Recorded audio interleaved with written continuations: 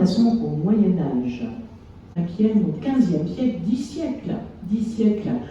Et pendant cette période, on va trouver 3 sortes de poètes. Les troubadours, les clercs et les jongleurs. Troubadour vient de l'occitan qui veut dire trouveur. Là encore, on est dans une conception du poète qui va fabriquer, qui va créer.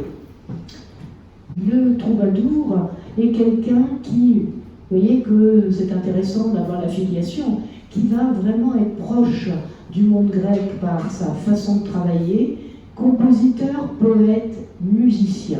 C'est lui qui interprète ses créations, voire il le fait interpréter par les jongleurs ou les ménestrels.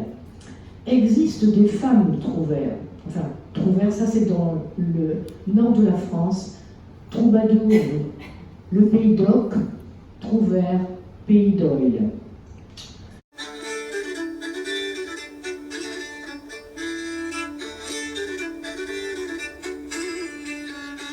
Ce récit versifié est un long poème composé en décasyllabes. C'est pas trop complexe, là, ça va. Plus tard en alexandrin, et regroupé en longues strophes que nous appelons des laisses. Et ça relate des épopées légendaires héroïques. Là encore, on retrouve l'influence que nous avons signalée chez les Grecs de l'épopée. Et précision, la chanson de geste, la geste vient du latin gesta qui veut dire action accomplie, achevée.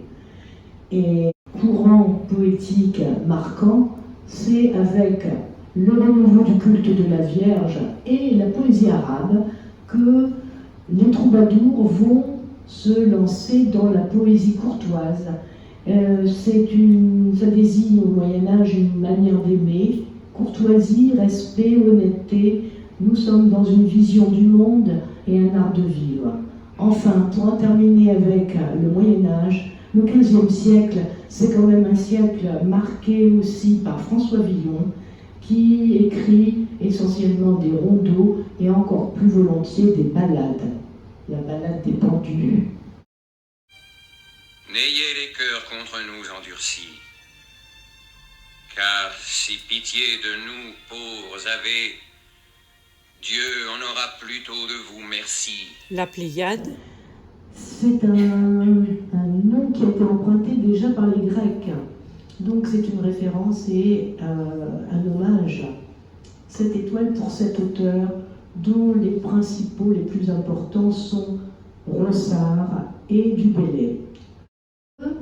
Les auteurs de la Pléiade, influencés, on va avoir l'occasion d'en reparler, influencés par les Italiens, la Renaissance c'est l'Italie quand même, vont vouloir promouvoir la langue française.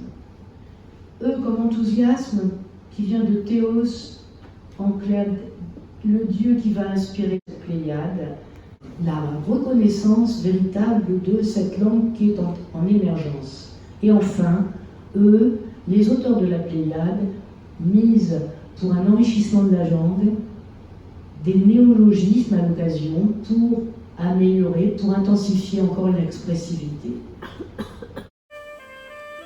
Vivez si m'en croyez, n'attendez à demain, cueillez dès aujourd'hui les roses de la vie.